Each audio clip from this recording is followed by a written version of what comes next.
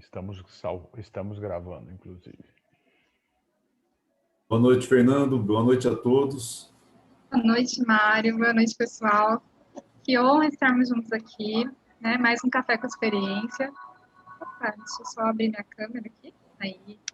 Mais um Café com Experiência juntos, né? Que esse nome sugere justamente isso, as nossas experiências num ambiente bem descontraído, bem leve, para que possamos crescer em unidade, né? Co-criar e fazermos perguntas, trazermos contribuições para que realmente a gente consiga enxergar caminhos mais curtos, né? Encurtar nossos caminhos. Isso é riquíssimo entre nós como empreendedores. Eu sou a Aline Guerreiro, né? Junto com o Fernando Rolim, da Restart Me, eu representando a Rede Brasil Startups. Nós tivemos a ideia, né? Nós sonhamos com esse projeto como essa ferramenta, né? Para nos aproximarmos e trocarmos experiências. E hoje estamos aqui como amigos, né? E é um prazer. A Rede Brasil Startups, eu vou falar um pouquinho, depois o Fernando fala da Restart Me, mas, de forma geral, ambas são iniciativas que são ambientes de negócios, porém sem custo para você participar, né? Nunca vai ter custo, mas a ideia é ali que a gente tenha mesmo um ambiente que estimule e fomente o empreendedorismo nacional e a inovação também. As duas têm esse olhar. E a Rede Brasil Startups tem um público um pouco mais jovem, né? E acadêmicos de universidades, todo esse contexto, e o Fernando vai falar da Restart Me também. E hoje temos convidados muito especiais, temos ali as ligas de empreendedorismo que estão também apoiando para que esse evento, essa conversa nossa aconteça, né, da FGV e outras. E ainda temos também a Me Conta Aí, que é uma startup que foca em pesquisa de satisfação para entender, né, o que o cliente está pensando. Eles vão fazer a nossa pesquisa, as pessoas vão receber. Fiquem à vontade para falar a realidade, é isso que a gente quer para poder inovar sempre, tá bom? O que vocês acharam, o que vocês acham que pode ter de novo nas próximas vezes, isso é riquíssimo para a gente. Fernando, fique à vontade para se apresentar e na sequência também nós vamos chamar, né, os nossos speakers aí da nossa noite.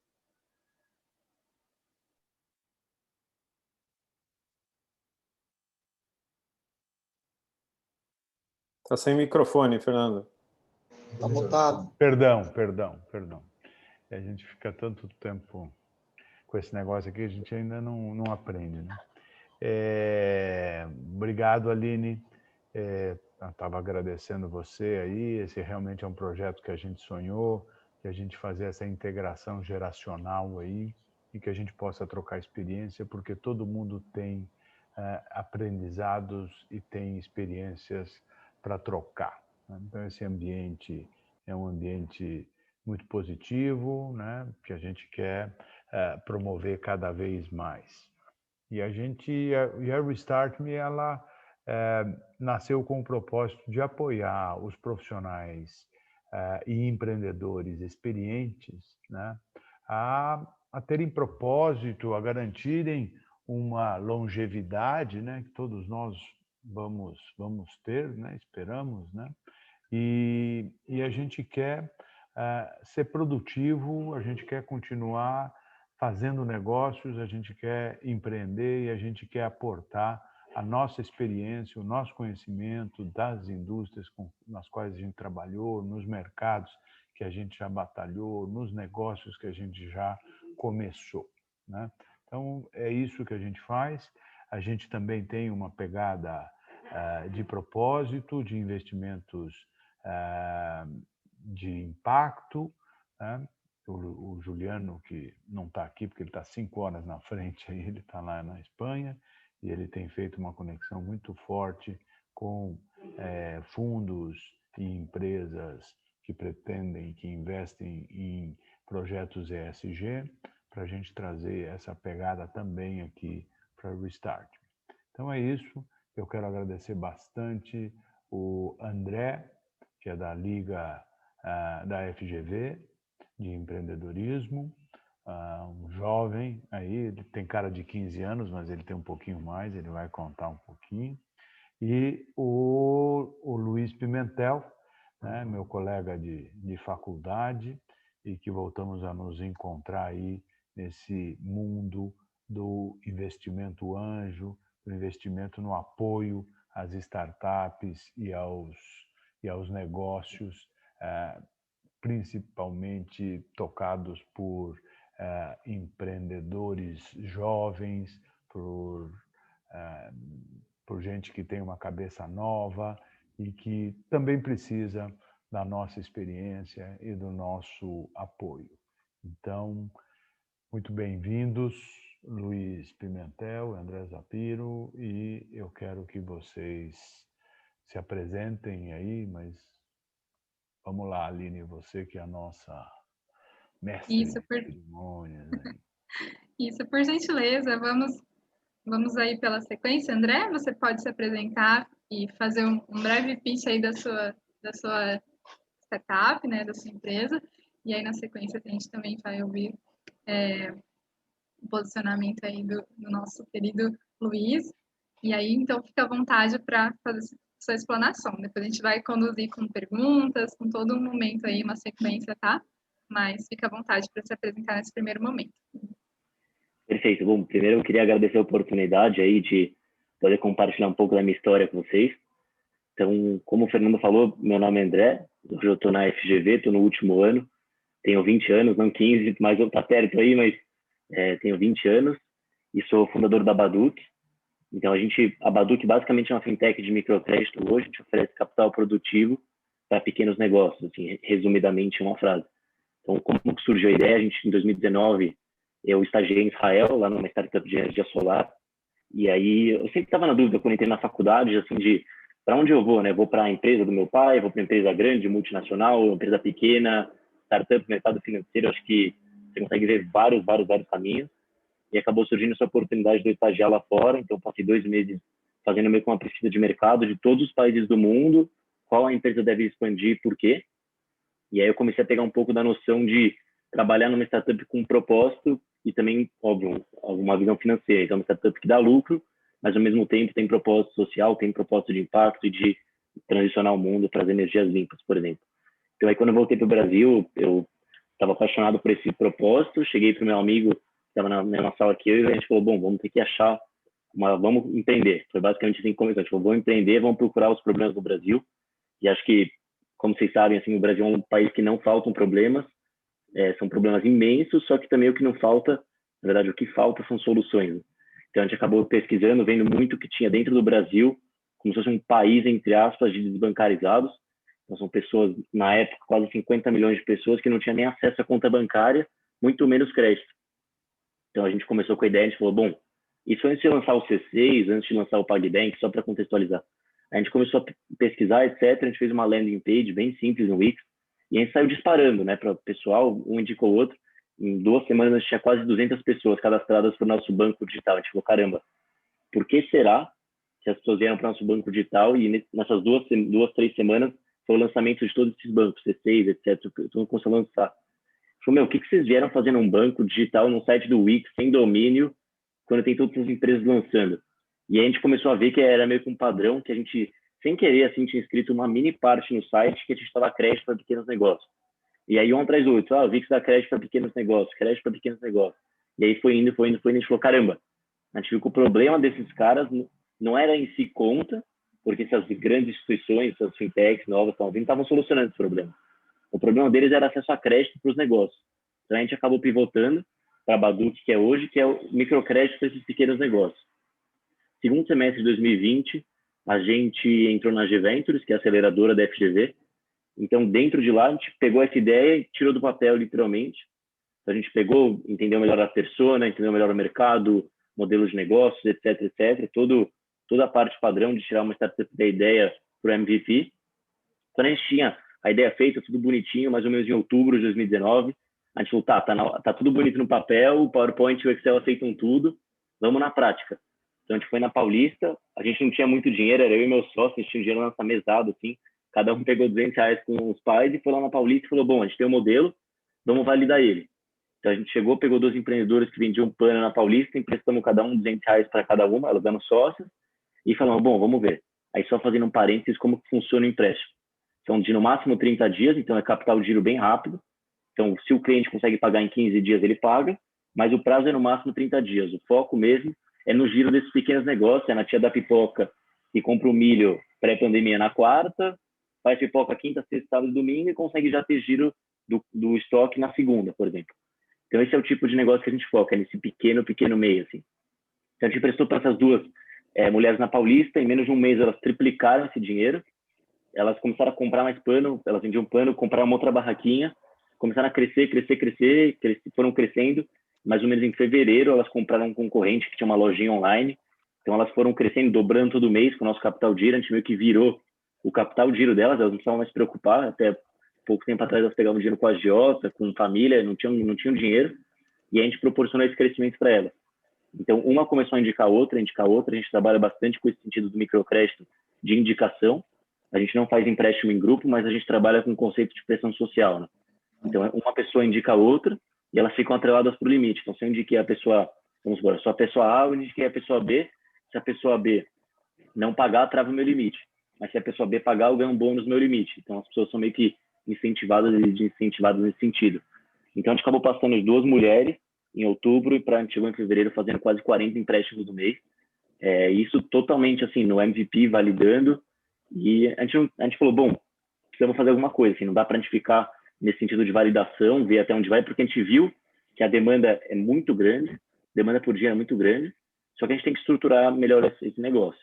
Então, aí esse acho que o objetivo, acho que daqui, é basicamente explicar o que me levou, né? Acho que isso que eu tinha falado com o Fernando, é o que levou a gente a pensar, beleza, precisamos de dinheiro de investimento.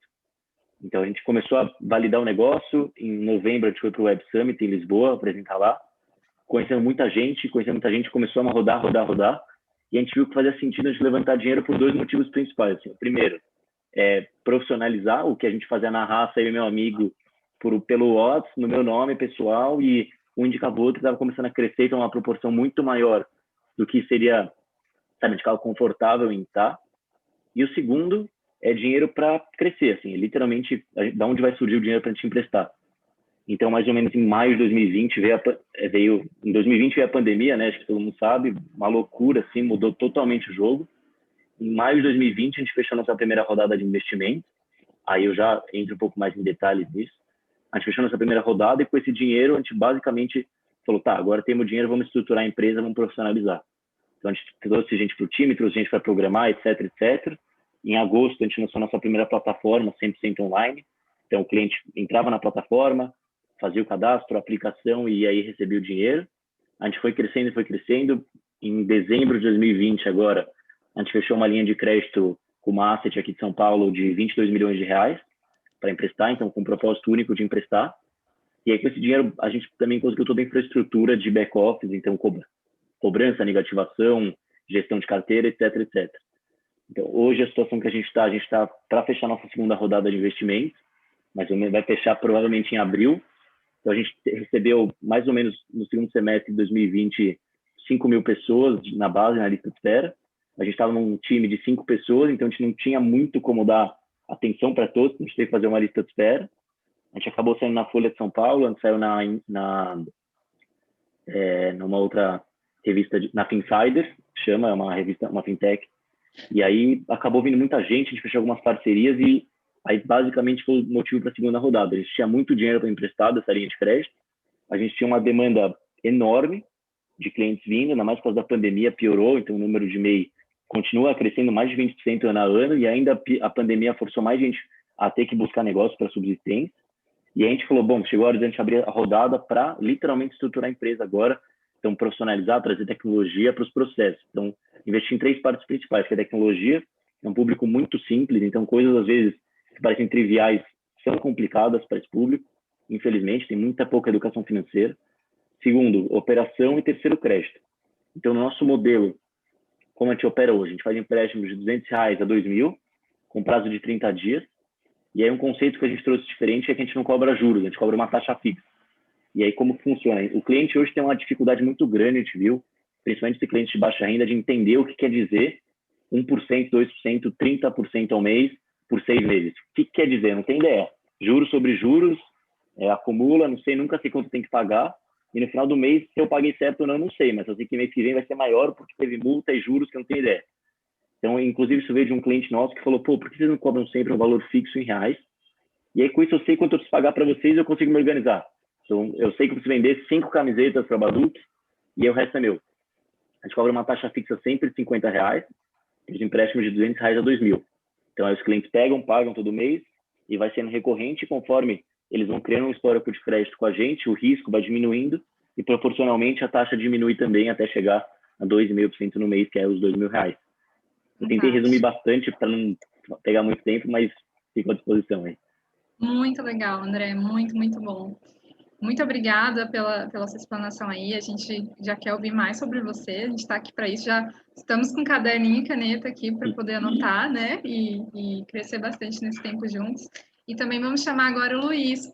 Luiz Carlos, muito obrigada também. Que honra ter você conosco. O Luiz, que é investidor líder, investidor anjo líder, já passou, né? Já fez vários aportes aí em startups. E a ideia hoje é justamente a gente trazer os dois âmbitos, né? As duas perspectivas sobre o tema investimento anjo, ok, na visão de quem foi investido, como que isso se deu, né? Como que isso funcionou, e na visão do investidor, o que ele olha, o que é necessário. Então, a gente vai ouvir o Luiz também, fica à vontade para se apresentar, depois a gente vai para a próxima rodada com perguntas, né, que já estão pré-definidas, e no final, todos que estão presentes podem já mandar perguntas aí também, para que tanto o Luiz quanto o André possam responder, por gentileza. Ótimo. Muito obrigado pelo convite para você, a todos aí. É sempre uma boa oportunidade de trocar ideias nesse ecossistema que está crescendo no Brasil, né? Eu me formei com o Fernando aí na FEA USP, em administração, e meu sonho na minha geração era ser um executivo, né? Fui educado para ser um executivo de mercado. Tive uma carreira em multinacionais, empresas nacionais, aí em vários setores, consumo, varejo, tecnologia, foi o mais recente. E aí, recentemente, eu decidi que eu ia mudar minha vida e ia virar investidor anjo. E dois fatos ao longo da minha vida me marcaram para ser investidor anjo. O primeiro foi que eu fui empreendedor. Eu sempre tinha, paralelo a ser executivo, eu tinha o sonho de montar minha empresa e eu viabilizei com um amigo. Ele era operações, eu investia na empresa, fazia planejamento estratégico com ele e tal, e a gente crescia muito, porque a base educacional dos dois era muito boa, mas em determinado momento nós precisamos de dinheiro, o dinheiro era escasso, isso aí foi ano 2000, ainda não tinha toda essa onda de investimento anjo, era mais family and friends, mas chegou num tamanho que nem o family e nem o friends podia ajudar, e nós fizemos um business plan para o BNDES. O BNDES chegou para a gente e falou que foi o melhor business plan que eles já tinham visto de uma empresa do nosso porte, mas que a gente tinha que dar o imóvel que a gente morava de garantia. E nós falamos, olha, não vai rolar. Nesse momento, nós fomos procurados pelo fundo Pactual, e, em seguida, nós fomos procurados pela extinta Perdigão e pela Sadia, que eles achavam que nós éramos uma multinacional. Também fomos procurados pela Sara Lee, fomos para Chicago negociar com a área de M&A deles, e aí eu aprendi a minha primeira lição, que é o tempo que você perde com um cara que quer comprar, que diz que quer comprar você, mas na verdade está querendo chupar suas informações. Então nós perdemos quase 8 meses desenvolvendo o negócio com os americanos, que eles queriam ver como é que eles iam entrar no Brasil na área que a gente atuava, né? Uma segunda lição foi escolhe um nicho que é pequeno para você, que é grande para você e pequeno para os grandes. Isso foi a melhor lição que eu tive. Nós entramos na área de sobremesas congeladas, que ninguém atuava, ninguém tinha interesse, até que uma hora o pessoal abriu o olho e falou, pô, esse negócio é bom. E aí nós tivemos vários noivos querendo casar com a gente. Fizemos uma saída estratégica, nós vendemos a empresa para a Sadia, porque nós tínhamos a necessidade de comprar, para vocês terem uma ideia, só uma máquina na época custava $1 milhão, e a gente não tinha recurso para isso. Mas a empresa crescia muito bem, ia muito bem, mas infelizmente a gente não tinha o capital. A segunda lição que eu aprendi foi conversando, quando eu estava no varejo, um fornecedor meu veio me contar a história dele. E ele trabalhava na empresa da família e foi fazer um MBA em Washington, pago pela família. Ao fazer um MBA em Washington, ele sentou do lado do americano, ficou amigo do americano, e assim, no final do primeiro ano, mais ou menos, o americano virou para ele e falou: ó, vamos embora, vamos sair daqui, vamos trabalhar com um amigo meu numa startup. Ele falou: não, meu pai me ajudou muito, minha família trabalhou demais para pagar esse curso, eu não vou, não. Não, vamos insistir. Ele falou: não vou, decidiu, não foi. Esse amigo dele era o Steve Ballmer, e a empresa era a Microsoft, para vocês terem uma ideia. Eles tinham 12 funcionários, e esse cara provavelmente seria um bilionário hoje. Então, assim, o que eu tive de ensinamento no começo da minha carreira, que era, vai ser um executivo, vai trabalhar numa multinacional e tudo mais, hoje eu vejo pelo lado de ser empreendedor. Eu acho que abriram muitas portas para a pessoa ser empreendedora. Apesar de ser empreendedor no Brasil, é muito difícil. Já tive algumas empresas, já participei de algumas empresas e é bem difícil. Eu admiro bastante o empreendedor no Brasil. Pela carga tributária, pela burocracia, pelo questões regulatórias e assim por diante. Mas eu acho que o ambiente está mudando bastante. O acesso a capital, que era uma coisa muito difícil, mudou bastante. Visto o caso do André aí, que, bom, se eu pudesse ter montado uma empresa quando eu estava na faculdade, seria fantástico. Então, hoje eu coordeno um grupo de 40 investidores, eu estou 1 ano e meio fazendo isso, fiz um curso com o Fernando na FEA USP, que eu recomendo para todos, de investidor anjo, muito bom, muito bom. Fui exposto lá a escritórios de advocacia, a fundos de investimento, a cases fantásticos tanto de fracasso como de sucesso, e pude aprender bastante. E nesse 1 ano e meio, eu já devo ter analisado, olha, eu vou chutar por baixo, assim, umas 120 startups, no mínimo. E vi de tudo que vocês podem imaginar. Desde um cara que tinha um negócio consolidado, que não tinha mercado, mas ele queria um sócio, e obviamente você vai entrar e vai ser bom para ele, não vai ser bom para você, até PowerPoint de visionários. Tá? E vou dizer que a experiência é fantástica. Então, hoje, eu me realizo podendo ajudar empreendedores, tem uma causa, né, como o André também tem, de poder ajudar empreendedores a montarem, a estruturarem seu negócio. Quando eu entro liderando esse grupo, a gente entra com Smart Money, o grupo se chama Silver Angels, a gente acabou de lançar o site e tal, e a gente realmente aporta valor intelectual, não só o dinheiro. A nossa conclusão era, se fosse para aportar o dinheiro, a gente investia, hoje você tem acesso a empresas americanas, você tem acesso à Bolsa de Valores americana no teu banco no Brasil, né? A gente aplicaria aí numa empresa americana e ficaria muito mais fácil. Só que nesse caso você está no banco do passageiro, né? E a gente quer acompanhar o piloto, a gente quer ajudar o piloto com as experiências que a gente teve, com o networking que a gente pode gerar e assim por diante. E tem dado muito certo. Normalmente a gente participa do conselho consultivo, nos investimentos que a gente faz via empréstimo no primeiro momento, depois esse empréstimo mútuo, né? A categoria de mútuo, e depois ele vira participação na empresa. Não fizemos ainda nenhuma saída estratégica, já tivemos algumas discussões muito boas com M&As de empresa, ou seja, mostrando que existe potencial nas empresas que nós estamos investindo.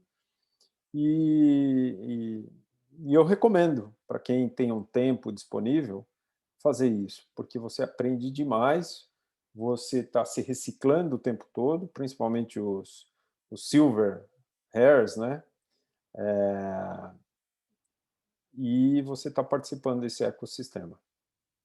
Não sei se ajudou, Fernando? Esse resumo? Beleza. Então tá bom. Muito obrigada. Fantástico. E aí a gente vai entrar agora, né, para conduzir aí umas perguntas que nós visualizamos sejam perguntas muito comuns a todos, a vários de nós, na verdade, né?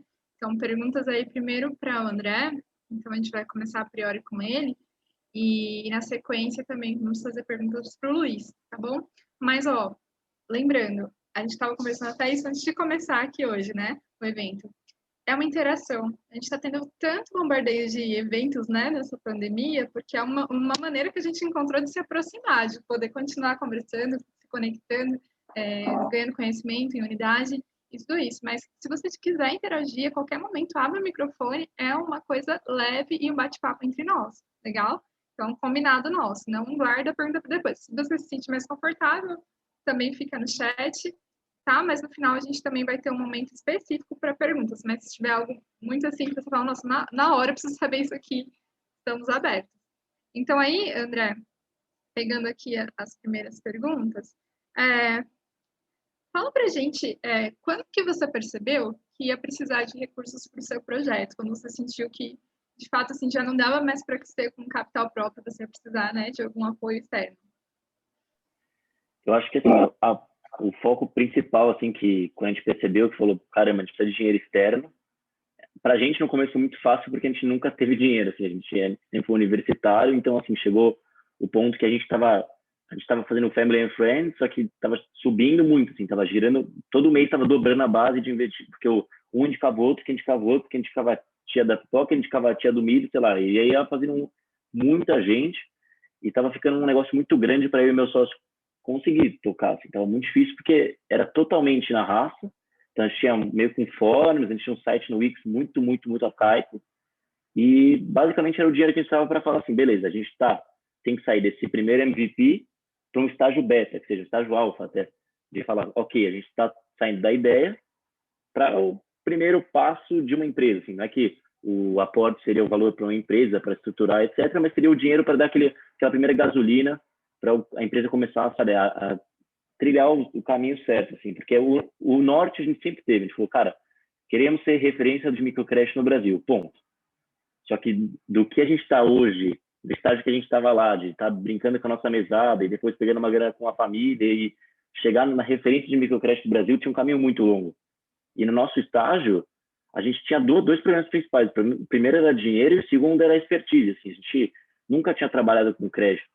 Então, a gente teve que se cercar de mentores muito bons para orientar a gente. Assim, que se não fossem eles, a gente provavelmente teria apanhado muito mais ao longo do caminho.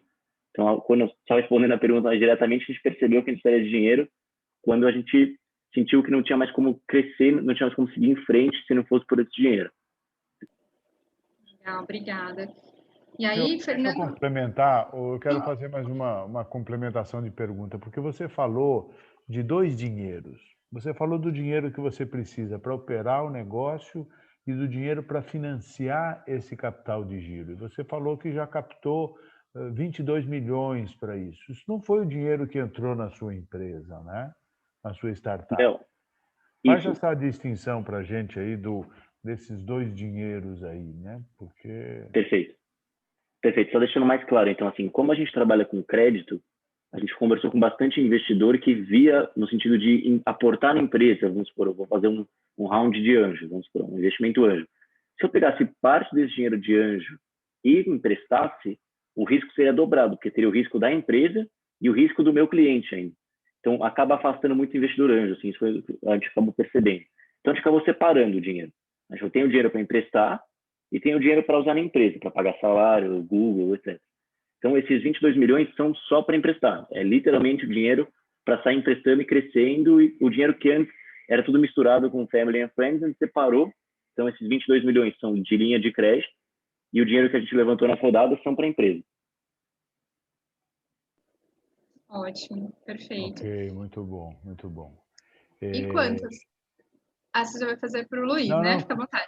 Não, pode, se você quiser continuar aí, tanto faz. Tá legal. Vamos lá, André, fala pra gente quantas rodadas atualmente você já teve, né, no seu negócio? A gente está assistindo agora a segunda rodada.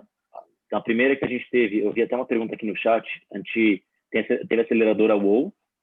Então, é um acelerador do Rio Grande do Sul, acho que é a maior aceleradora independente do Brasil. E eles, a gente viu que fazia muito sentido entrar no estágio de uma aceleradora pela rede, assim, pela quantidade que o Luiz falou, concordo 100% com ele, no sentido de dinheiro por dinheiro não vale, assim, pegar dinheiro só porque é bonito falar que você captou X, não sei o quê, acaba sendo bonito para a primeira semana, depois você acaba percebendo que vai dar muito mais dor de cabeça trazer alguém que não vai agregar no seu negócio do que você pegar e falar, caramba, tem uma pessoa que entende muito de crédito, por exemplo. Faz muito mais sentido para mim pegar uma pessoa assim do que uma pessoa que seja, sei lá, um tio-avô que quer botar 10 mil no negócio, entendeu? Só dando exemplos de valores.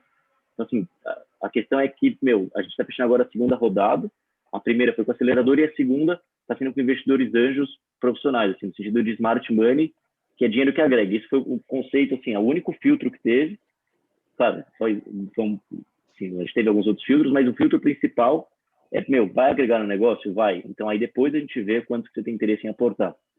Isso é uma expressão que a gente fez. Legal, foi o que foi o que o próprio Luiz falou. E o Luiz, mas qual que é o momento ideal para o investidor anjo entrar no negócio?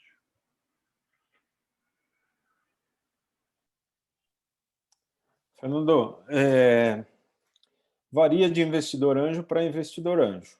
Tá?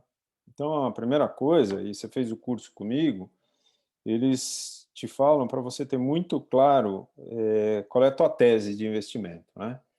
Eu tenho amigos que gostam de early startup, então ele entra praticamente no PowerPoint, ou na ideia, no rascunho, no guardanapo, né, como os americanos gostam, né? Ou tem grupos que já preferem, porque aí é a questão do risco, né? Risco e retorno. Se você entra num PowerPoint, o teu risco é muito grande, mas teu retorno pode ser absurdo. Então, esse meu amigo, ele já está em 30 startups, ele montou um fundo, inclusive, e ele está conseguindo algumas saídas boas.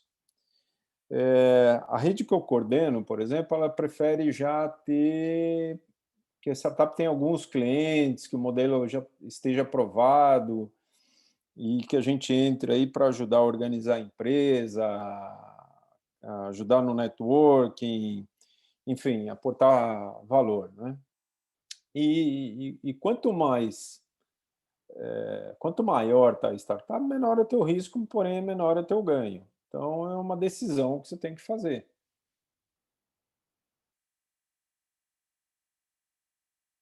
Legal, muito bom. Vai lá, Aline. Próxima. Show. André, você já até acabou comentando com a gente, né, o que te atraiu ao seu investidor anjo. Você comentou do Smart Money, né? Mas tem mais alguma coisa que você visualizou? Porque nós costumamos falar isso. É muito pertinente e importante, inclusive, que a startup ela também escolha seu investidor. Né? Não é porque você está recebendo um aporte ali, um capital, que você o primeiro que aportar em você é interessante, porque é importantíssimo que a pessoa entenda do seu mercado, que ela veja que aquilo, né, tem propósito para ela. Então, é uma via de mão dupla aí. Então, quais foram os critérios? Se você quiser até comentar quem foi seu investidor anjo. Perfeito, assim, acho que os critérios acabei falando um pouco do Smart Money, assim, então esse tem que ser o que mais vai agregar, porque no final das contas eu não vejo só as pessoas que estão investindo na empresa como investidores em si, eu vejo como sócios, assim, então são pessoas que, óbvio que não vão estar no dia a dia, tem outras pendências, outras responsabilidades, mas são pessoas, espera que só passou uma moto aqui. São pessoas que conseguem agregar no negócio. Então, vamos supor, um dia eu vou ter um problema operacional. Eu sei o cara que eu vou perguntar, putz, tem um problema operacional aqui, já viu em algum lugar assim? Ah, já vi, não sei o quê, que a gente conecta com alguém. Assim, uma coisa que a gente viu bastante é quem é a pessoa, como ela consegue agregar e o propósito. Tem que estar muito alinhado, porque tem muita gente que acaba passando assim, falando, quero investir em startup, etc., mas muitas vezes, que nem o Luiz falou, tem gente que acaba entrando com a mentalidade errada, assim, de achar que é um investimento em ação, achar que é um investimento, outro tipo de investimento que não é startup. Entendeu? Então, as pessoas acham que, putz, porque eu entrei com uma parte da empresa, agora cada passo da empresa, assim, eu vou ajudar a decidir, eu vou dar palpite, assim, muitas vezes, inclusive eu conheço alguns empreendedores que acabaram trazendo investidores que acabam tirando um pouco dessa liberdade, assim, que eu, na minha opinião, acho essencial ter para os empreendedores. Então, assim, o que a gente selecionou muito foi baseado em quanto só consegue agregar, quanto a pessoa se alinha ao nosso propósito, à nossa visão de empresa, onde a gente quer chegar, e o dinheiro também, que é importante. Legal. Deixa eu adicionar uma coisa que o André falou. Eu vou mostrar o outro lado da mesa também. Com certeza. Essa é a ideia. Ótimo. Nós tivemos vendo uma startup que nós achamos fantástica a tese. O Jochen, né, que é o CEO, também era muito bom, a equipe muito boa, só que nós chegamos à conclusão que ele não ia escutar a gente. Então nós pulamos fora. E foi incrível. As pessoas que apostaram hoje reclamam que o empreendedor simplesmente não escuta o pessoal. Então, tem esses dois lados, como o André fala. Ele precisa, muitas vezes, de alguém que viveu aquela experiência, então ele está disposto a fazer isso, e aí a gente mede o nível de humildade do empreendedor, mesmo que ele tenha uma formação muito boa, que é o caso do André, né? Ou seja, se ele está disposto a escutar e assim por diante. Porque você já eu vou falar, o investidor anjo, ele assina o contrato de casamento e o divórcio no mesmo dia. Depois que ele entrou, ele já está procurando como é que ele vai sair. Obviamente, saindo com sucesso. Por isso que ele faz o trabalho junto com o empreendedor. Mas tem o outro lado também. Muito bom.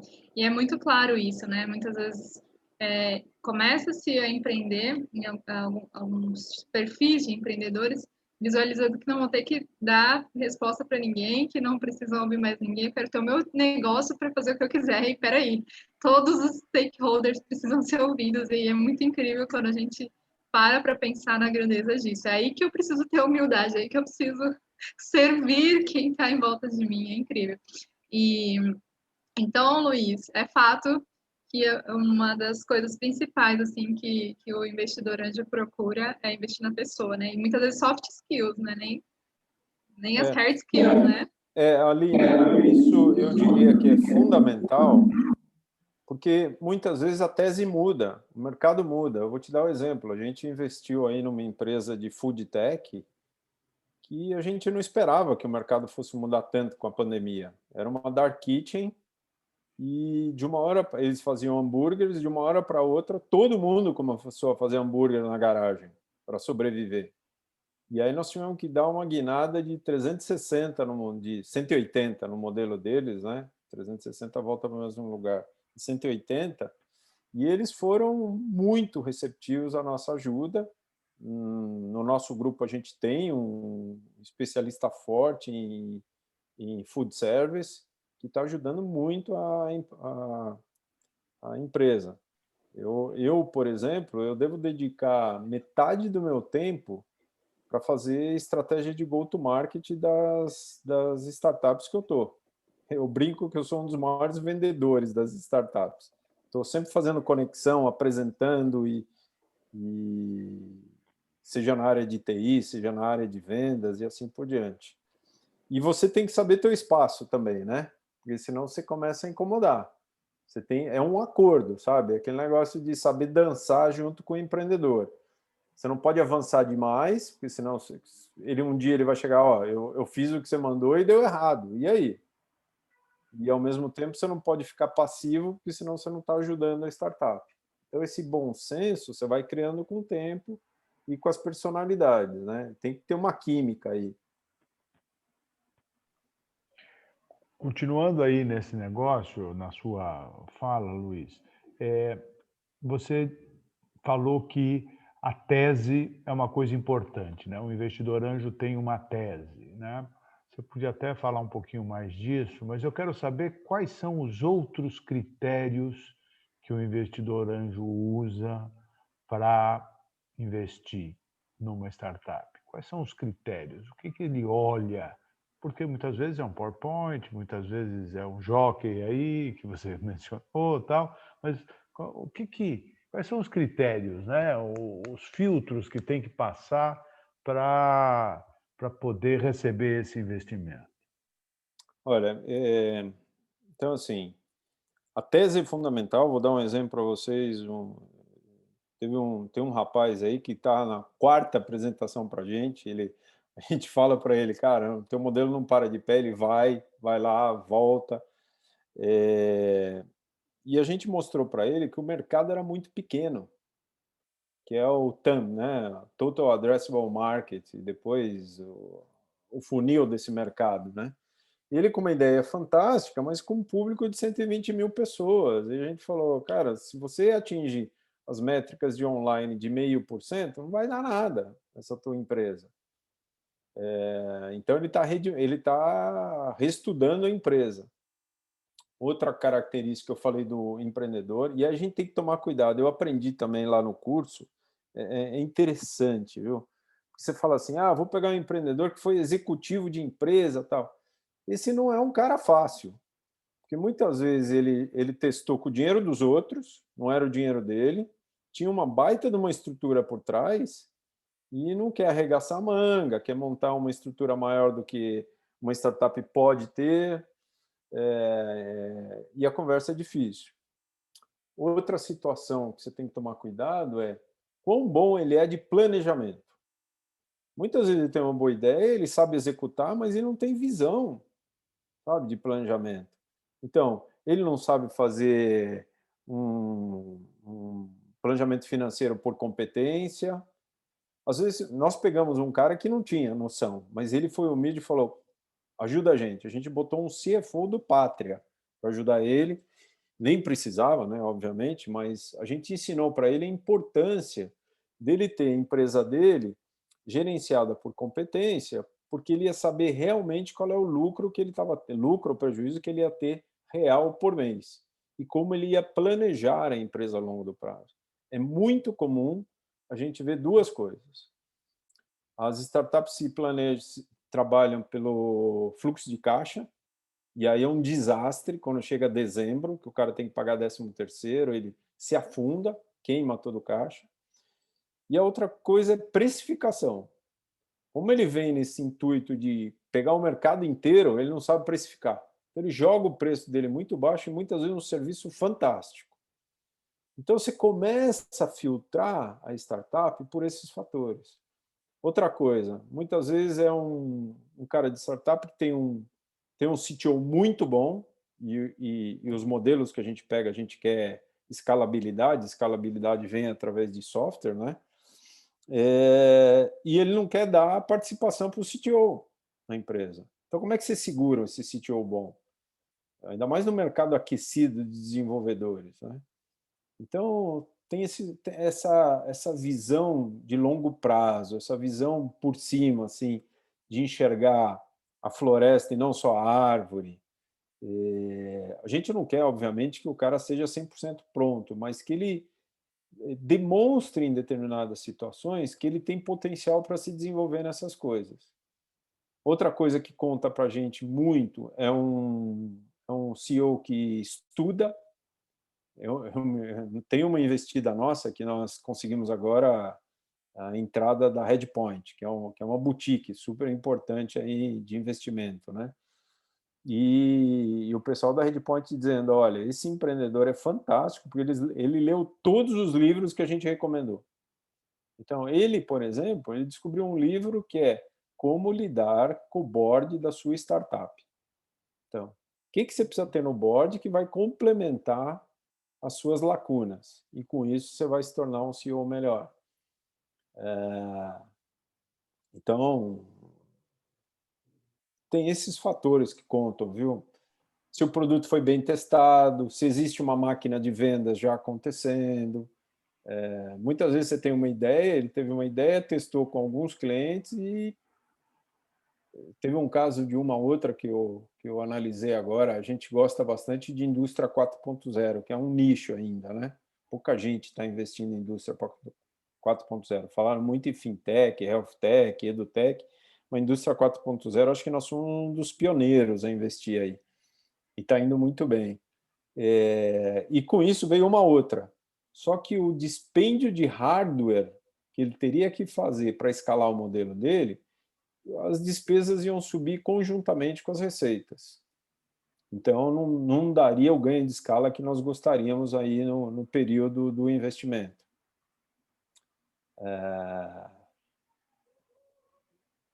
Então, acho que, de certa forma, eu cobri vários pontos aí, Fernando, do que é importante numa análise de uma startup para nós. Com certeza. Muito obrigado. Muito bom. Aline? Obrigada. André, fala um pouco para a gente da sua preparação, né, para investimento. Como foi esse processo? O que na prática você teve que fazer para chegar no investidor? E depois também conta para a gente o pós-investimento, né? E aí, fui investido e agora? Como que começa esse relacionamento? Como tem se mantido? Bom, então vamos lá, vamos por partes, assim, para não ficar muito confuso. Acho que primeira parte, assim, quando quer levantar um investimento, tem muita gente que acha, ok, preciso de dinheiro, vou falar com o investidor. Eu acho que, pelo menos no meu caso, e acho que a Liga de Empreendedores da DV ajudou muito, que é não necessariamente a primeira pessoa que você tem que falar é o investidor que você mais quer, que invista na sua empresa. Na verdade, não tem que ser o investidor que você mais quer, né? Porque ao longo do caminho você tem que primeiro se preparar muito bem, tem que preparar todos os materiais que precisa, o que costuma fazer, um business plan, pelo menos, um pitch deck, né? Que é a apresentação para mandar para os investidores, etc. Tem que, pelo menos, saber tudo sobre a sua empresa, mas mesmo você, entre aspas, achando que sabe tudo, você não sabe tudo sobre a sua empresa. Isso acho que, se falando de humildade, acho que é muito importante reconhecer que você não sabe tudo da sua empresa e nem tudo sobre o seu mercado. Então, o que é muito importante fazer, o que a gente fez bastante foi falar com mentores. Assim. Então, eu preparava o material, quando eu falei, ok, preciso de dinheiro. Falei com o mentor. O mentor, mas você esqueceu desse negócio. Mas e esse caso X? Aí eu, putz, não considerei o caso X. Aí eu arrumava o caso X e ia para o próximo investidor. Investidor, e o caso X? Eu já tinha o caso X resolvido, mas e o caso Y? Não tinha o caso Y resolvido. Só estou dando um exemplo, assim, só para ficar um pouco mais palpável. Então, eu fui ajustando o modelo, eu fui tomando porrada, assim, pessoa por pessoa, fui tomando porrada, e aí no 10º pessoa que eu fui falar, eu já tinha tomado todas as porradas que ele ia me dar, então eu cheguei para ele e falei, cara, é isso, saber responder. Exatamente porque no final das contas, as dúvidas, por mais que sejam pessoas diversas, de origens diversas, backgrounds diversos, acabam convergindo para mais ou menos as mesmas coisas, né? Mesmas perguntas, mesmas curiosidades. Então, de tanta gente que você fala, você acaba convergindo e entrar para ter uma ideia geral de tudo que você precisa para falar com o investidor. E aí, isso é a sua primeira fase, então, quando você está preparado já para começar a falar. E aí, o que o pessoal costuma falar, pelo menos alguns mentores me indicaram bastante, esse modelo é não começar pelos investidores que você mais quer. Porque provavelmente, mesmo tendo, em teoria, tudo organizado, você ainda vai tomar porrada. E não é ideal você tomar porrada do investidor que você mais quer. Então, você faz uma lista com todos os investidores assim, que você quer, são possíveis, pessoas que você vai tomar não certeza, mas de qualquer jeito é muito bom. Assim, por exemplo, na rodada que eu fiz, eu falei com um fundo que investe em Series A e Series B milionários em dólares. Assim, aí você vai perguntar, por que foi falar com eles? Porque eles trazem uma visão muito importante do próximo passo que eu vou fazer se tudo der certo. Então, eu fui falando com todo mundo possível, assim, acho que isso é uma coisa que, pelo menos, me ajudou bastante, é falar com muita gente, organizar muito, muito bem. E aí você vai pegando um feedback está melhorando, se falar com o primeiro investidor, a conversa não vai ser boa, se falar com o segundo investidor, a conversa vai ser melhor, se falar com o terceiro, vai ser melhor ainda, e vai melhorando, para quando chegar no investidor que você quer, a conversa bate. Então, você se alinha com o investidor entende o seu ponto, ele entende que está preparado, ele entende que você correu atrás, e aí você começa a discutir outras partes, e por aí vai. Então, acho que em questão de preparar para a rodada, eu acho que é muito assim, se colocar no outro lado, assim, o que você gostaria de ver se você fosse colocar dinheiro numa empresa, assim, o PowerPoint aceita tudo, o Excel aceita tudo, o que mais você pode fazer, além disso, para provar que você sabe do que está falando e você é um investimento certo. Acho que isso foi um dos comentários. Empatia total, né? Se colocar na pele mesmo do investidor. Sim. E aí, só para a gente dar andamento aí, né? Fechando essa pergunta, conta um pouquinho do pós. Aí você conseguiu o seu primeiro investidor. O que aconteceu no dia seguinte? Não, no dia que a gente recebeu a notícia foi um dia muito bom, assim, acho que foi o dia que meus pais entenderam que eu estava fazendo uma empresa. Acho que até lá eles achavam que a gente estava fazendo, sabe, um projeto de faculdade, etc. Eu falei, pai, agora recebi um investimento, agora o negócio tá sério, caramba, tipo, muito feliz, assim, comemorou. Isso pré-pandemia. E aí, acho que assim, depois que você recebe o investimento, acho que tem coisas que, pelo menos para mim, funcionam muito, muito bem, que são, acho que duas, assim. A primeira é sempre estar alinhado com o investidor, porque, putz, quando você está alinhado, você não precisa ficar nessas de será que eu passei tudo, será que ele está insatisfeito, será que ele está satisfeito com o que eu estou fazendo, o resultado, etc., será que ele pode me ajudar ou não? Então, a gente fazia, pelo menos no começo, assim que a gente recebeu o aporte, reuniões semanais. Então, eu falava, beleza, qual o objetivo para essa semana? Qual o objetivo para a próxima semana? E por aí ia. E aí, conforme a gente ia progredindo, foi espaçando. Então, depois virou 2 semanas. Aí virou 3. Aí agora está mensal. Depois vai virar bimensal. Vai virar 2 meses. Depois trimestral. E aí, o que eu acho que o fator essencial, assim, que me ajudou muito, muito, muito, tanto como empresa, como André, para não ter estresse, para não ter, sabe, dor de cabeça, para conseguir focar no negócio, é alinhamento, assim. Acho que esse, para mim, é o principal. Depois que a gente recebeu o dinheiro, a gente sempre foi transparente no que a gente estava fazendo, sempre foi, sabe, humilde de pedir ajuda, porque eles têm uma rede de 300 investidores. Então, precisava de alguém para crédito, eles me conectavam com alguém para crédito. Precisava de alguém de tecnologia, eles me conectavam com alguém de tecnologia. Então, a gente sempre foi muito transparente, muito alinhado, assim. Então, por isso que a gente nunca teve nenhum problema. E com esses novos investidores que entrando agora, também vou manter esse ritmo de sempre ser transparente, sempre estar alinhado, que não vejo que vai dar nenhum problema, assim. É o que o Luiz falou, é como se no casamento, sempre tem que estar alinhado e nunca vai dar problema, assim. Comunicação plena, né? Perfeito. Sim. Obrigada. Fernando. Vamos lá. Tem algumas perguntas aí para você, Luiz, no chat. Se você quiser responder antes Eu de eu estou fazer as respondendo aos perguntas, poucos você aqui. está respondendo aos poucos, mas se quiser É. responder de Fernando, modo geral. uma coisa que faltou eu falar, que eu acho que é fundamental, é se a tese que o empreendedor está apresentando resolve um problema real, de uma forma criativa, e se não existem substitutos mais baratos para aquilo. Porque isso é comum também. O cara apresenta, não, eu tenho aqui uma tecnologia. Vou te falar, eu estava analisando uma empresa de Bitcoin agora há pouco. O cara já apresentaram para a gente com um valuation, estava no papel, hein? Valuation de 35 milhões. E esse é outro fator, como investidor anjo, vocês têm que tomar cuidado, tá? É assim, pensa que o investidor anjo, ele deve, dado o risco que ele corre, ele deve ter um retorno de 6 a 10 vezes o investimento dele num período de 4 a 5 anos. Quem que vai pagar mais 350 milhões por uma empresa depois de 4 anos? Não é simples. E aí, quando você vai testar um modelo de negócio, você vê que não escala daquele jeito que poderia dar o valuation previsto. Então, eu aconselho que quem for investir como anjo, não busque startups com valuation muito alto, porque dificilmente você vai ter um retorno desse tipo, de 6 a 10 vezes, tá? Existem exceções, tá? Mas é bem mais difícil a probabilidade. Excelente, Luiz. Ô, Luiz, quantas startups, você falou que já deve ter avaliado aí, quantas você falou? Cento e tantas? Umas 120 no mínimo. 20 startups aí. Agora, quantas que você investiu?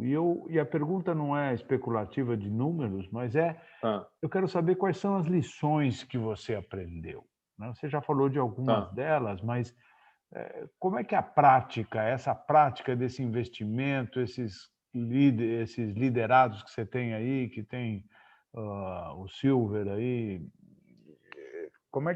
quais são os aprendizados que você tem aí? É assim, ó, o aprendizado logo que você começa, você vai botar muito dinheiro, mais do que você deveria, porque você está aprendendo. Então, é o quanto está custando teu curso, né? Você está aprendendo, né? Então, investiu 100 mil reais lá numa startup que você não deveria, teu curso custou 100 mil reais, né?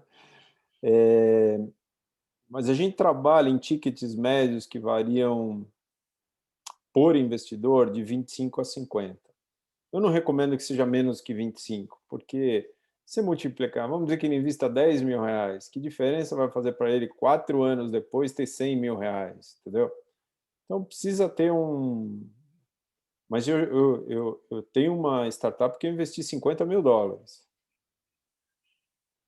Era um modelo que precisava desse nível de aporte, e eu não queria ficar muito abaixo do... também não adianta você investir também para ter 0,00 da startup. E tem startup que me surpreendeu, eu botei 25 mil reais, ela já está valendo quase... Em 6 meses ela multiplicou por 6. Então, também tem esse fator da sorte, viu? Que conta. Quanto mais você estuda, melhor a probabilidade. É a mesma coisa que o André. O André foi fazer GV, para melhorar a probabilidade dele de ter sucesso.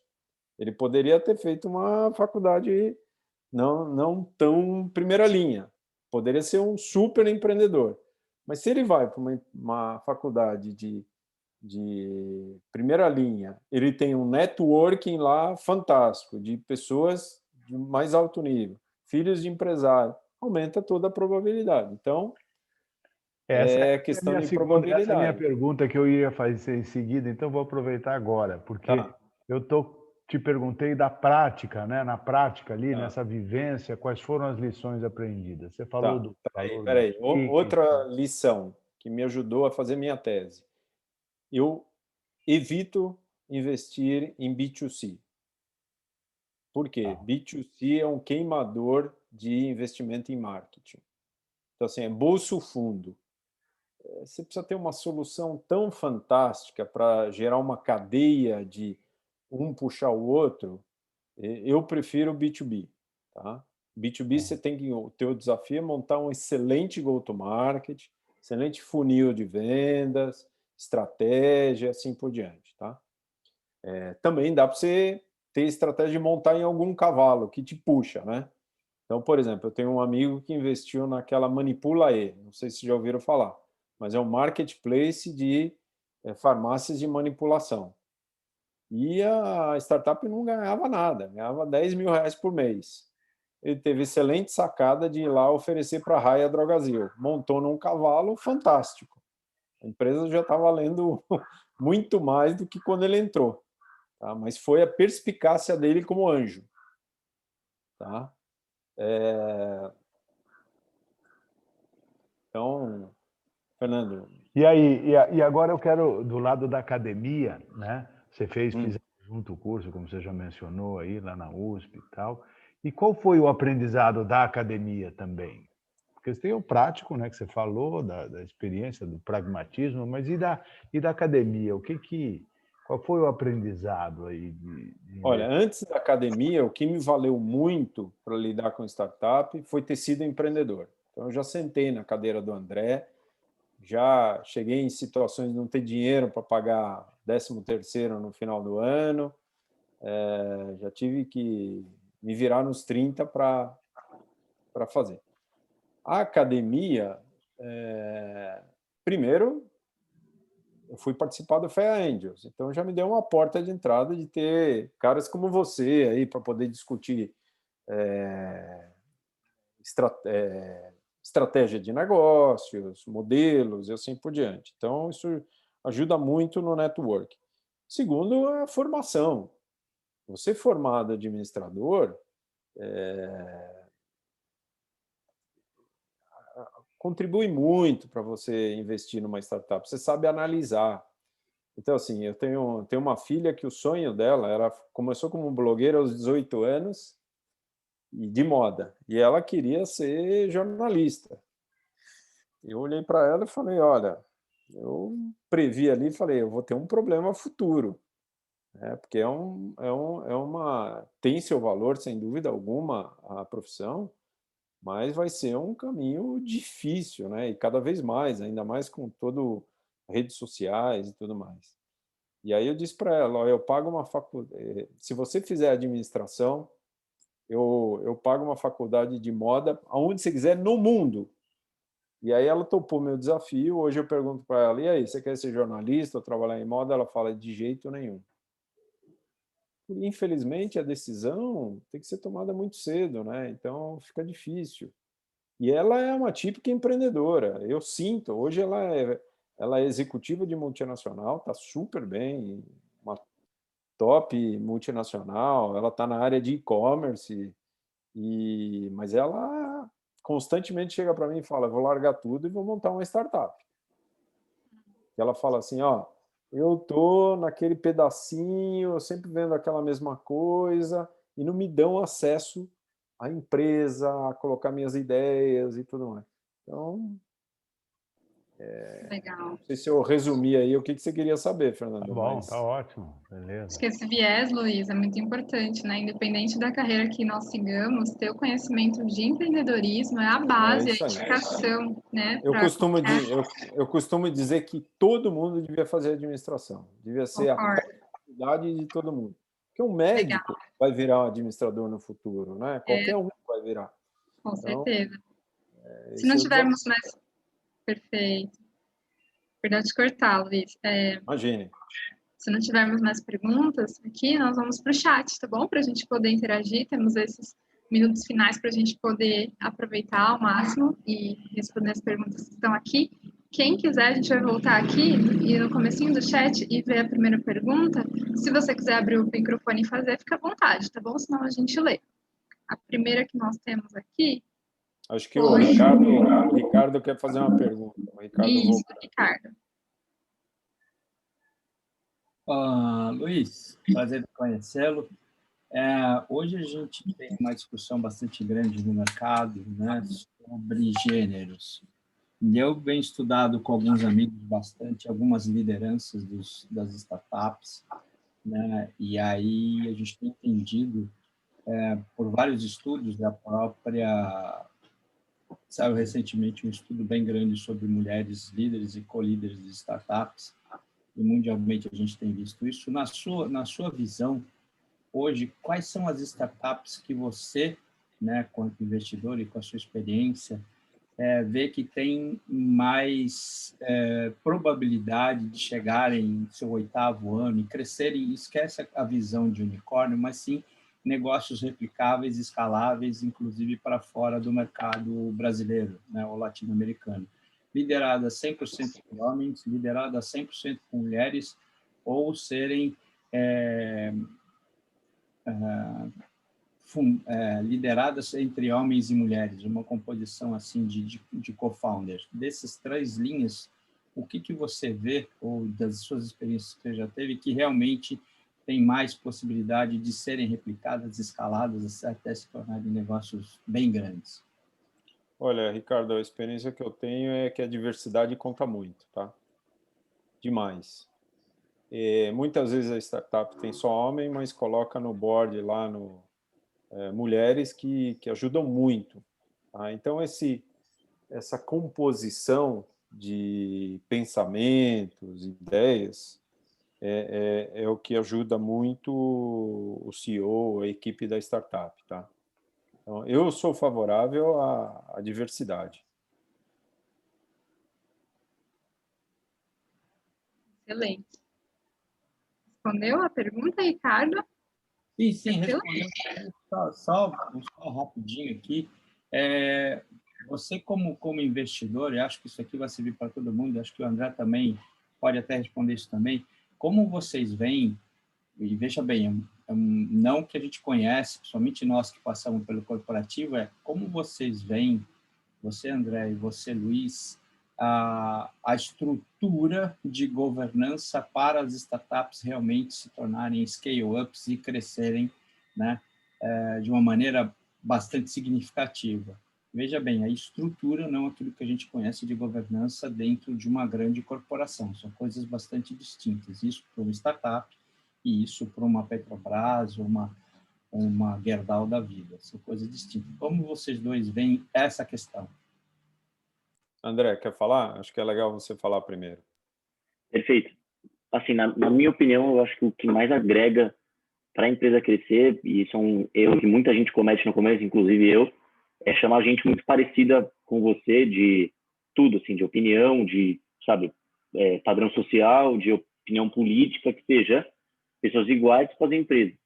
Isso acaba levando para um caminho só, entendeu? Então, essa parte de diversidade, eu acho que é muito importante, mas não só de gênero, não só de tudo, mas de visões, assim. Então, por exemplo, a gente trouxe um CTO que o cara pensa em 0 e 1, assim, é totalmente diferente o jeito que ele vê as coisas do negócio, pro jeito que eu e meu sócio a gente vê, e porque a gente é administrador, ele faz direto de computação. Isso é totalmente diferente também do pessoal da operação, que a gente está tentando pegar quanto mais gente de background diferente, mais agrega, assim.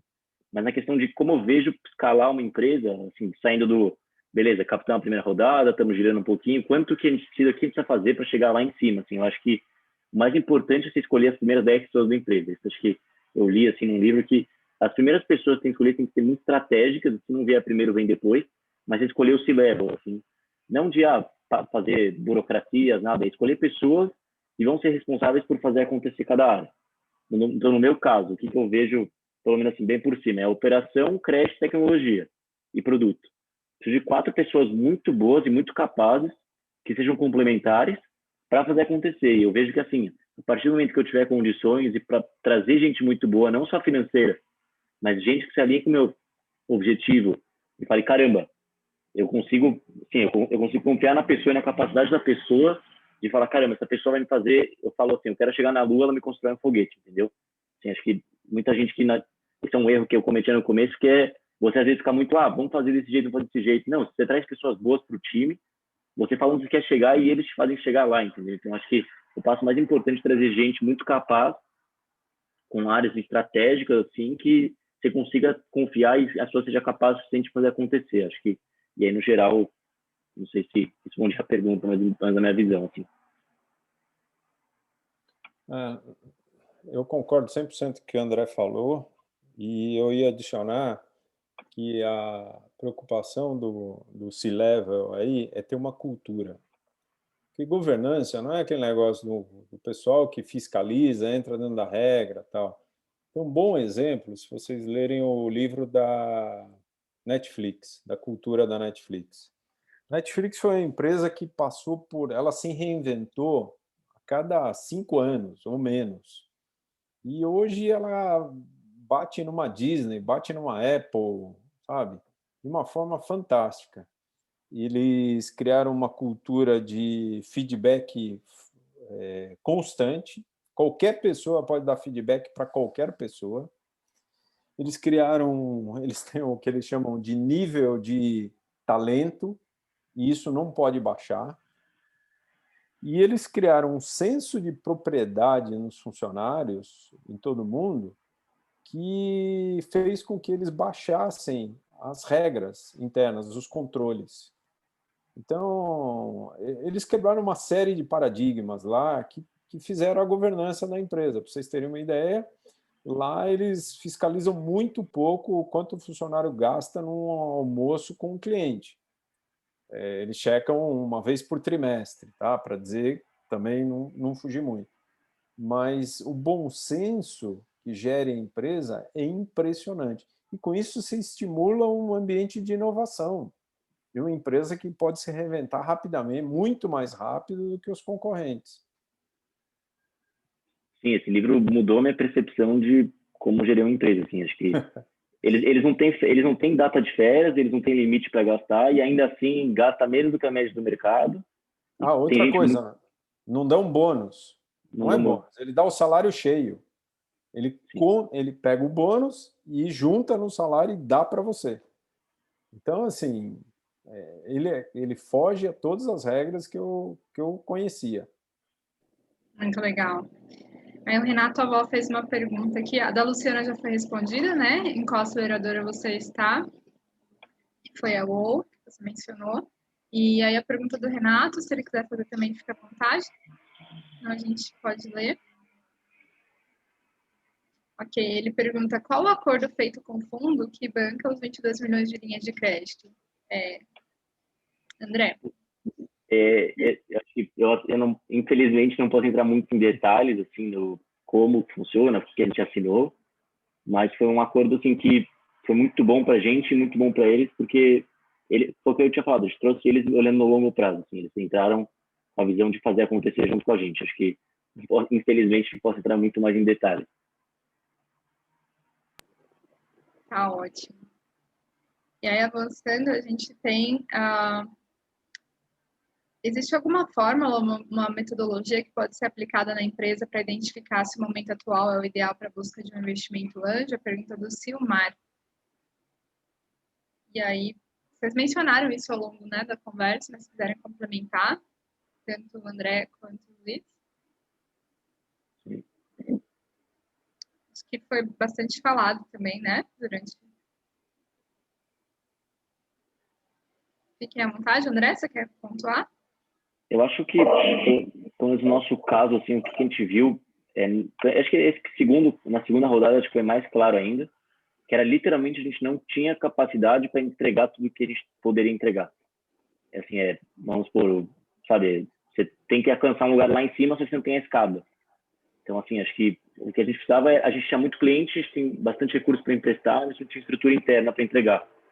Esse, para mim, pelo menos, e o jeito que, quando eu conversei com os investidores, é um momento ideal, assim, óbvio que não existe um momento ideal, mas é um sinal muito bom, assim. Legal. Luiz, qual que é a sua visão? Você quer também pontuar? Se puder voltar na pergunta, porque eu estava respondendo aqui uma... Ok. Não, Obrigada. eu só vou Eu vou falar responder assim, no chat. o Luciano me perguntou se existe uma forma de proteger a ideia apresentada ao investidor. Existe, NDA.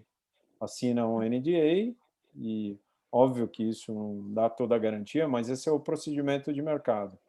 E como é um mercado também de confiança, né? Se um investidor anjo começa a sair por aí falando, ele vai se queimar no mercado, porque o mercado é pequeno, todo mundo se conhece, né? Então, da mesma forma, a startup trata mal o investidor, ela vai ficar marcada aí. Tá? Legal.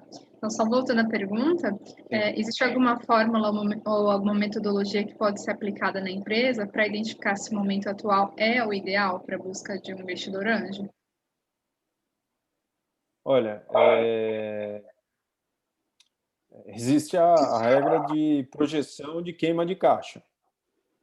A projeção de queima de caixa vai te dizendo quando é que você tem que fazer uma nova rodada. Essa nova rodada, se é de uma empresa inicial, normalmente é um anjo, senão ele parte para um Series A e assim por diante, tá? Então é dessa forma.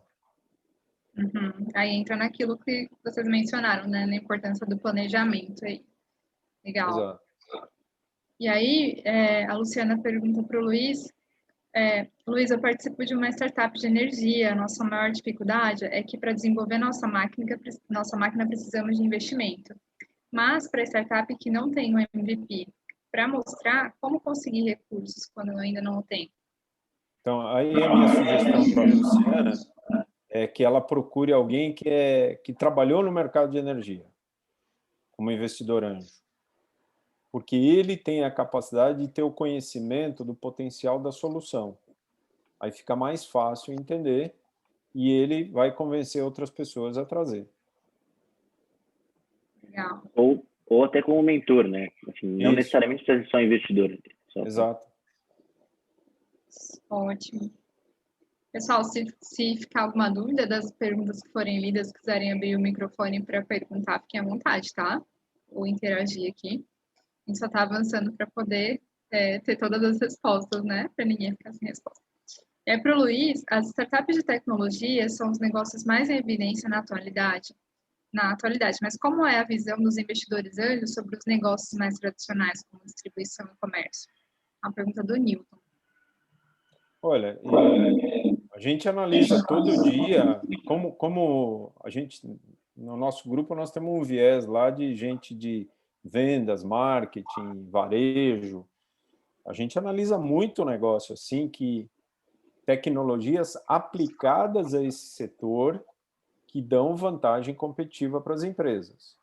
Então, assim, é uma nova forma de você colocar pedido, é uma nova forma de você sugerir pedido, uma nova forma de entrega, é um marketplace de logística, é uma infraestrutura que faz o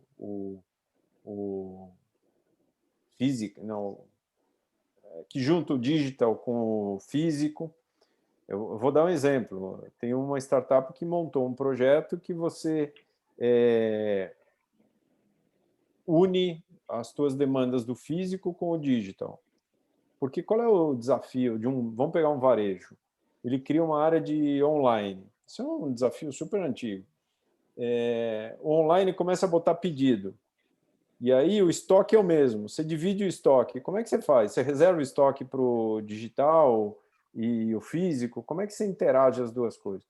Então, hoje tem uma série de soluções de gente que passou por empresas como essa, que viu o problema e criou uma solução. Então, tem sim potencial nesse setor. Eu vejo oportunidade. Luiz, se você me permite complementar a pergunta em cima da tua resposta, eu digo que hoje um grande desafio para as empresas não é tanto o acesso a software e hardware, mas o peopleware, né? Encontrar as pessoas certas para as funções chave na empresa é um desafio quase hercúleo, né? E na área de vendas, eu diria que esse é talvez o maior de todos, porque me parece que hoje todo mundo acha que pode vender pelo WhatsApp ou qualquer outro aplicativo de comunicação sem estar no cliente, sem, como a gente fala, né, os mais antigos, encostar um umbigo no balcão, né? Que é onde você conhece realmente as dores do cliente e sabe levar para ele aquilo que você tem de solução para isso. E aí fica cada vez mais inevitável ter que usar a tecnologia para suprir essa lacuna. Então, como você vê as possibilidades para, por exemplo, suprir a falta desse profissional com tecnologia? É software de demonstração? O que seria? Porque capturar a atenção do comprador está cada vez mais difícil, porque o smartphone que todo mundo carrega no bolso toma cada vez mais atenção de todos e ninguém quer dar tanta atenção assim para um business. Olha, Newton, eu já trabalhei em projetos, eu também dou consultoria em e-commerce para alguns grupos, tá? E eu me lembro que eu analisei 2 grupos, um era de produtos de consumo e outro era produtos farmacêuticos, tá? E claramente, na área farmacêutica, o digital avançava muito mais do que nos produtos de consumo. E eu estou falando pequeno varejo, tá? Porque o farmacêutico ele tem uma formação diferente por necessidade, é um estudioso. Então, ele está aberto a novas tecnologias. E tem também a questão da geração. Eu falava assim, pessoal, o filho do cara da vendinha, ele tem outra cabeça. Eu vou muito para Itu, né, um condomínio ali, e tem um cara de um hortifruti lá. Em determinado momento, eu estava pivotando com uma startup lá, um software para ele, e aí eu falei, putz, eu vou conversar com esse dono do hortifruti e ele não vai entender nada, né? O filho dele estava montando uma startup, um robô de dentista, para você ter uma ideia.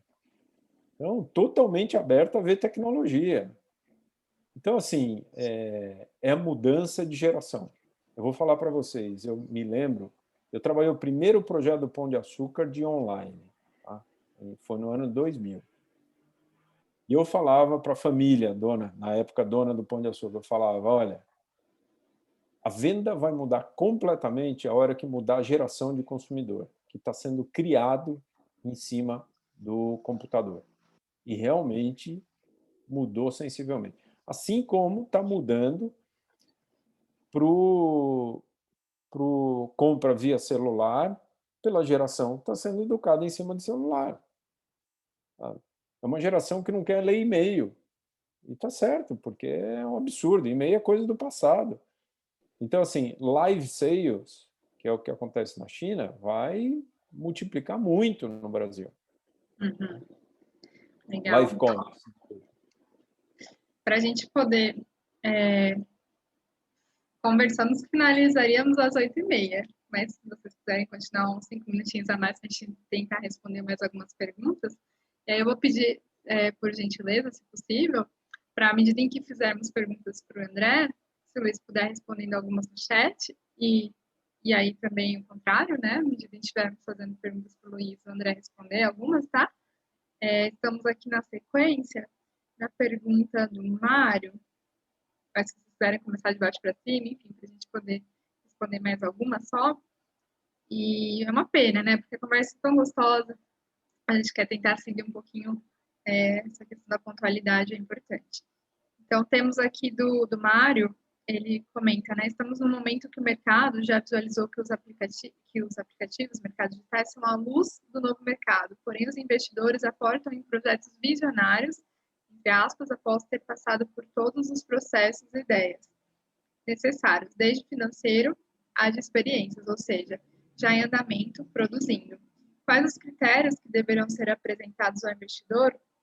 Então, é uma pergunta mais direcionada ao Luiz, né? Quais critérios deverão ser apresentados ao investidor no momento de construção do projeto e não já finalizado produzindo, pois o feedback do mundo digital é muito veloz. Eu vou dizer que é mais difícil. Realmente, quando você está apresentando a ideia só, é mais difícil.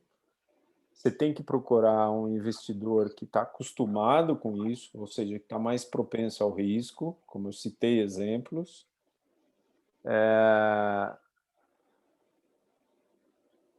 Idealmente, alguém que tenha background nesta área, então não tentar vender para um anjo que nunca viu aquela área, que vai ser mais difícil, como exemplo que a Luciana citou lá de energia. E precisa ter um racional fantástico aí. E normalmente a maior dificuldade, Aline, nessas coisas é o business model, viu? Porque para o investidor acreditar naquele business model não é fácil. Tá?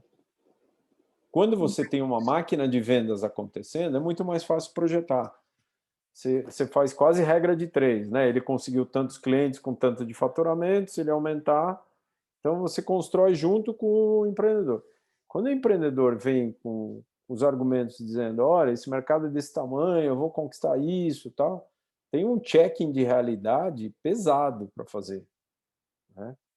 Eu já peguei vários empreendedores que a gente costuma falar que é o chá com porrada, né? Que a gente martela ele de tudo quanto é lado.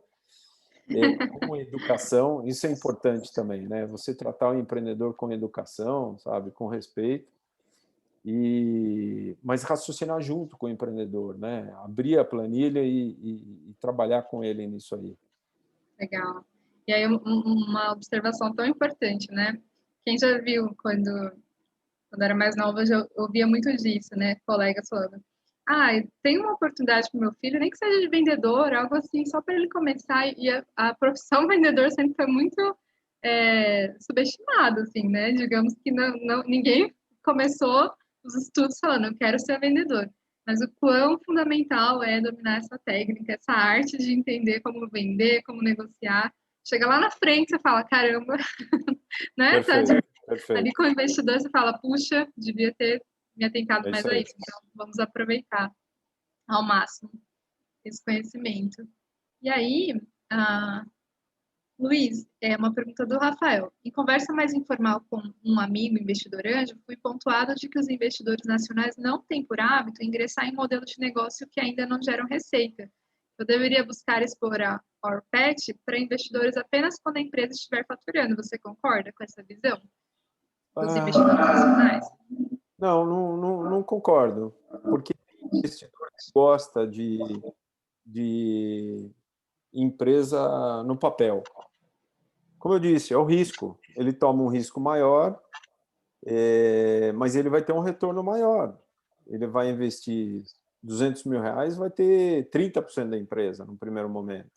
Depois ele vai ser achatado à medida que tem os outros rounds. Mas tem investidor aberto a investir no PowerPoint. Eu conheço esse que está mais de 30 empresas e ele é feliz. Ele fala, eu gosto na prancheta mesmo. Legal. Eu posso só complementar a pergunta do Rafael? Por favor.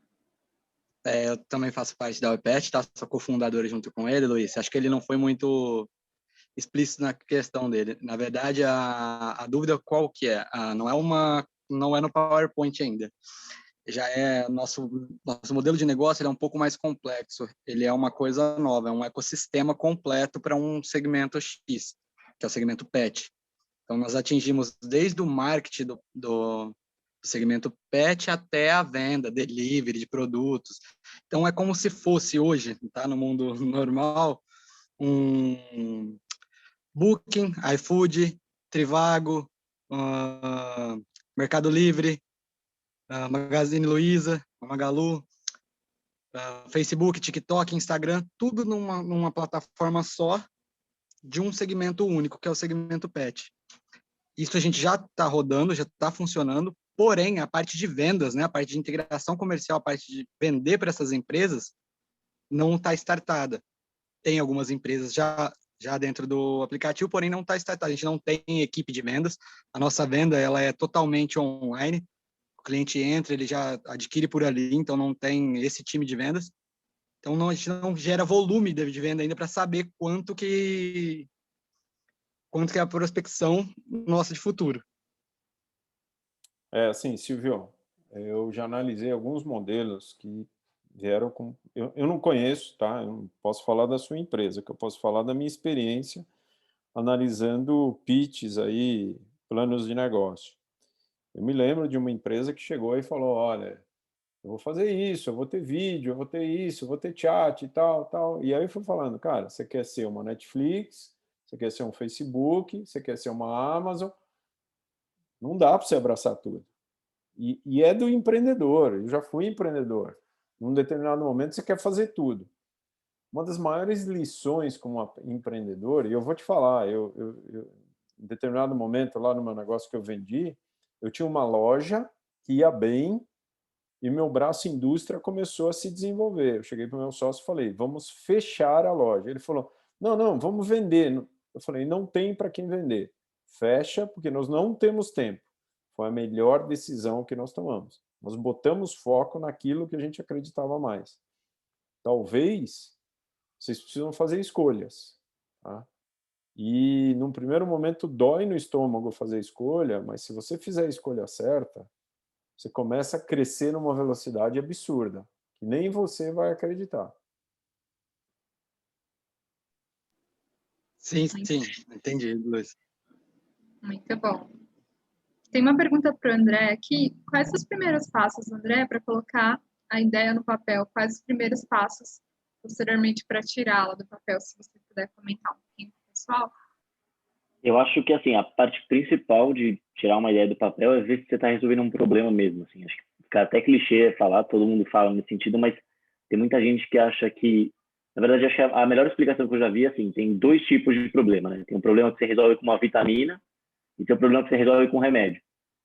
Você tem que criar um remédio. Sua solução tem que ser um remédio, não uma vitamina. Porque o dia que você não precisa mais Sabe, a vitamina é um extra, o remédio é essencial. Vamos supor, o Uber, por exemplo, é um remédio, porque ele solucionou o problema de transporte. Hoje em dia tem gente que não consegue se transportar sem Uber. Mas tem muitas outras soluções por aí que são mais tipo extra, assim. Então, se tá rolando, ok, enquanto tá rolando eu uso, depois é isso. O que tem que fazer, tem que focar no problema, assim, tem que literalmente falar com os clientes. Muitas vezes a gente assume coisas sem falar com o cliente, inclusive a gente errou nisso lá no começo, da gente achar que sabia o problema do cliente, que eu contei para vocês.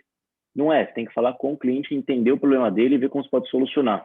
Aí sim você faz sua empresa baseada no problema e não um problema baseado na empresa, entendeu? Isso você tem que deixar bem claro só essa distinção. Muito obrigada, André. E aí, uma outra pergunta para você e depois mais uma para a gente fechar, tá bom? Essa outra é para entender um pouquinho mais a sua persona. Foi perguntado se você pode comentar um pouquinho mais da persona da Baduk. A persona da Baduk é a Dona Maria que vende bolinho, sabe, café da manhã, assim, na frente do metrô. Vende bolinho, vem ter um pequeno negócio. A gente começou a ter alguns casos até tatuadores, então tem literalmente de tudo. Mas a persona nossa, o cliente que a gente gosta de ter, que a gente fica feliz em ter e sabe que vai agregar negócio para ele, é o cliente que precisa de dinheiro para girar o negócio. É o cliente que não tem dinheiro para comprar capital de giro, para comprar mercadoria, o cara que não tem capital de giro e depende de agiota e família para rodar o negócio. Então a gente meio que, o Yunus, Mohamed Yunus, que ganhou o prêmio Nobel, falava disso, é como se fosse o ciclo da pobreza, né? Que não tem dinheiro para comprar mercadoria, não tem mercadoria para vender, não vende, não tem dinheiro e não tem dinheiro para comprar mercadoria. Fica meio que nesse ciclo. Então a gente entra quebrando esse ciclo, dando crédito para comprar mais mercadoria, girar mais e etc. Então essa é a nossa persona. Muito bom. E aí, na verdade, falei uma, mas tem duas perguntas interessantes aqui. Qual a diferença, essa direcionada mais para o Luiz, a diferença entre investidor, sócio e credor?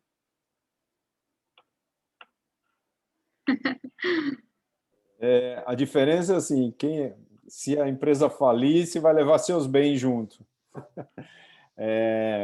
Então, assim, como investidor, você tem hoje ferramentas como o Mútuo, que você faz, em teoria, um empréstimo para a empresa, tá?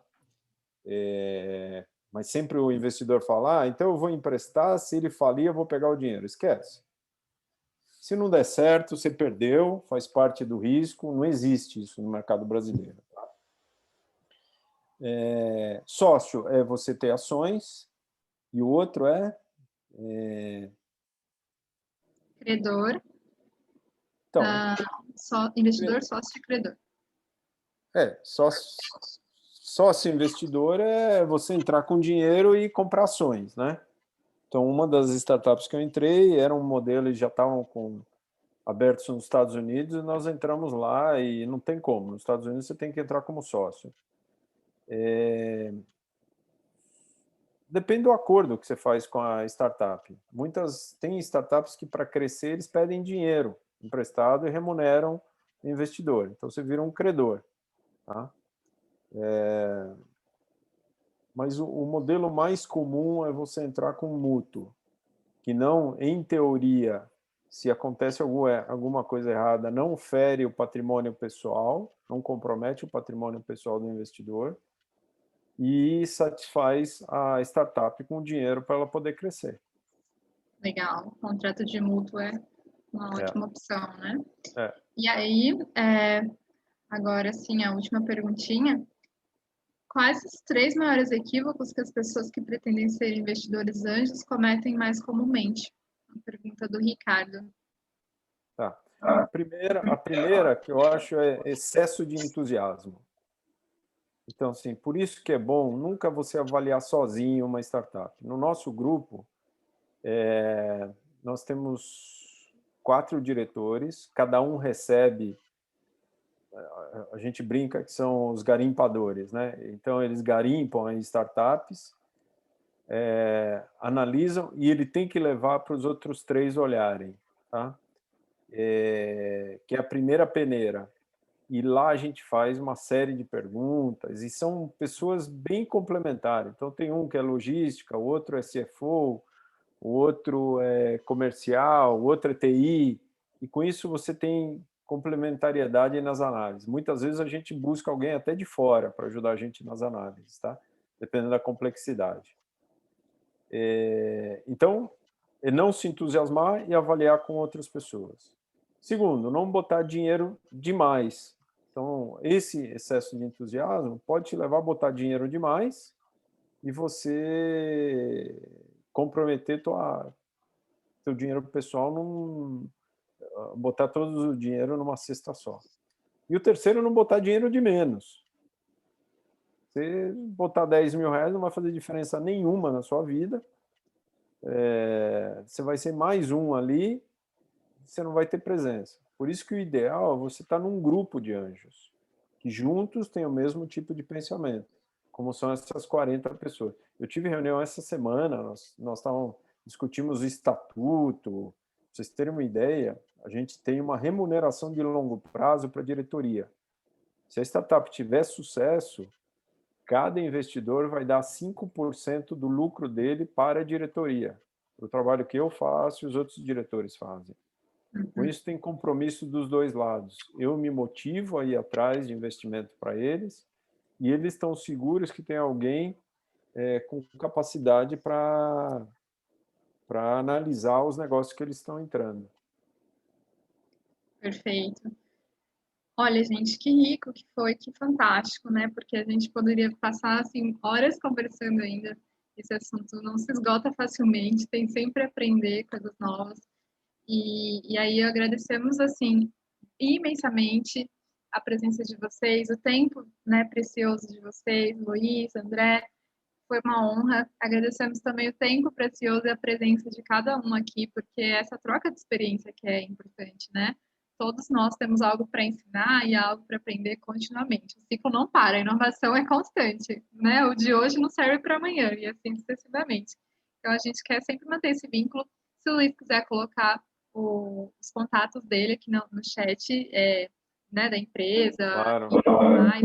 O André também, acabaram colocando para você, André, colocaram da sua empresa, acho que foi o Fernando, mas, assim, é muito lindo ver o brilho nos olhos de vocês, o engajamento e a competência, Então, eu quero deixar aqui o meu muito obrigada.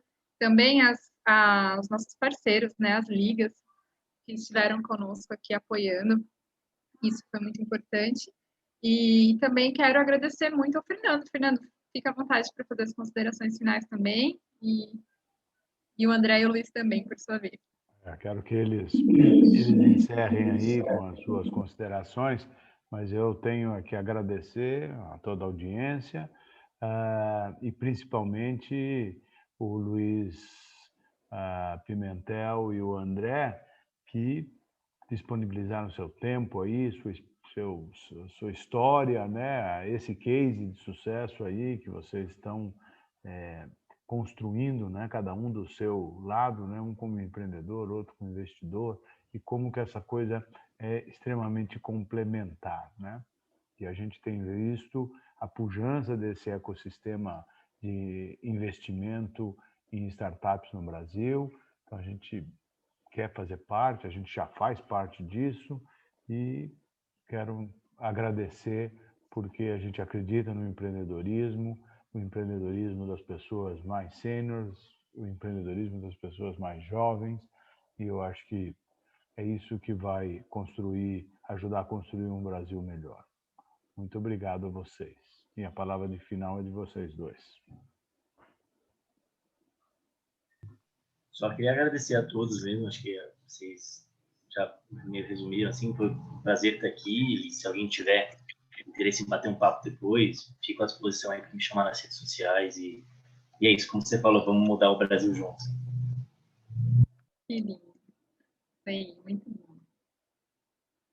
Olha, da minha parte, mais uma vez, muito obrigado, é um prazer estar falando com vocês e iniciativas como essa só ajudam o empreendedorismo no Brasil. É disso que a gente precisa para fazer disso um país cada vez melhor. Muito obrigado. Né? Obrigada, Aí, pessoal. meu contato no LinkedIn, para quem quiser, eu coloquei no chat, tá bom? Ótimo. Já vamos salvar aqui, pessoal, para a gente manter esse vínculo. E queremos laços assim que sejam por muito tempo, né? Todos nós. Um forte abraço. Estamos em unidade. E vamos em frente cada vez para que o Brasil tenha grandes cases de sucesso lá fora. E aqui dentro. Um abração. Prazer. Tchau, tchau. Tchau, tchau.